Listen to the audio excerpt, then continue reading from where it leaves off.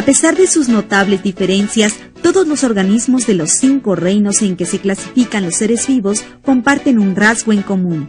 Y este rasgo común es que todos ellos, sin distinción, están formados por células. Con base en lo anterior, los científicos han definido a la célula como la unidad anatómica, fisiológica y de origen de todo ser vivo.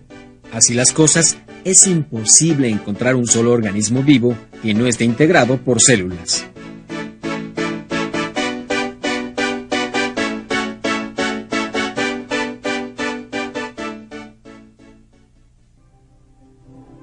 Aunque existen muchas otras clasificaciones de acuerdo con su contenido y su estructura, se considera que existen 2 tipos de células: las células procariontes y las células eucariontes.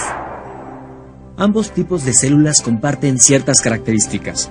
Por ejemplo, su material genético, la herencia, está formado por ácido desoxirribonucleico, tienen membranas estructuralmente iguales y su metabolismo es muy semejante. Sin embargo, también guardan entre sí importantes diferencias. La más relevante de ellas consiste en que las procariontes no tienen núcleo y las eucariontes sí. De esta característica se deriva precisamente el nombre de estos tipos de células.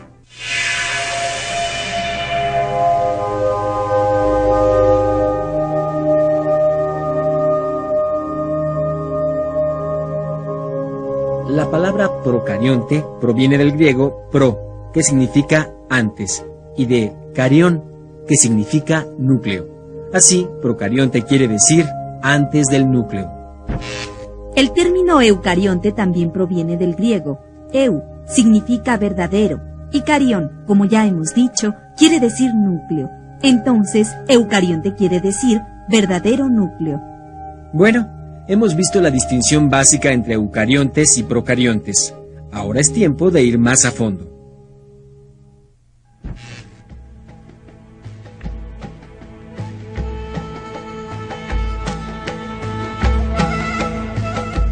Las células procariontes son las más pequeñas que existen. Miden menos de 5 micrómetros, son extremadamente sencillas y su estructura interna es muy simple. Como dijimos con anterioridad, uno de los rasgos característicos de las procariontes es que carecen de núcleo. Por lo mismo, su material genético está disperso en el citoplasma. Dicho material genético se halla formado únicamente por una cadena de ácido desoxirribonucleico. Las células procariontes solo se encuentran en seres unicelulares. Se cree que las primeras manifestaciones de vida correspondieron a organismos formados por una célula procarionte. El reino Monera es el único donde hay organismos constituidos por células procariontes. Dentro de este reino pueden distinguirse 2 tipos de seres, las bacterias y las cianobacterias, estas últimas conocidas también como algas verde-azules.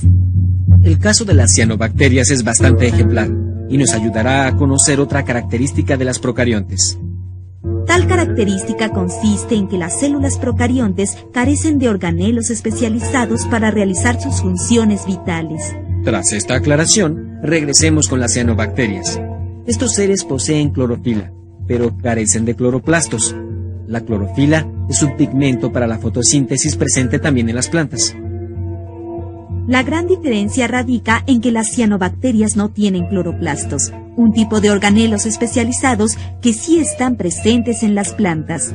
Esto cambia totalmente la manera en que una célula realiza sus funciones. Por ejemplo, en la cianobacteria, que cuenta con la clorofila pero no con los cloroplastos, la fotosíntesis se realiza en toda la célula. En cambio, en la planta, la fotosíntesis únicamente tiene lugar en los cloroplastos. Por lo general, cuando varios organismos constituidos por células procariontes se asocian, forman colonias, como las colonias de estafilococos. En cambio, como veremos más adelante, cuando las células eucariontes se asocian, integran lo que conocemos como tejidos.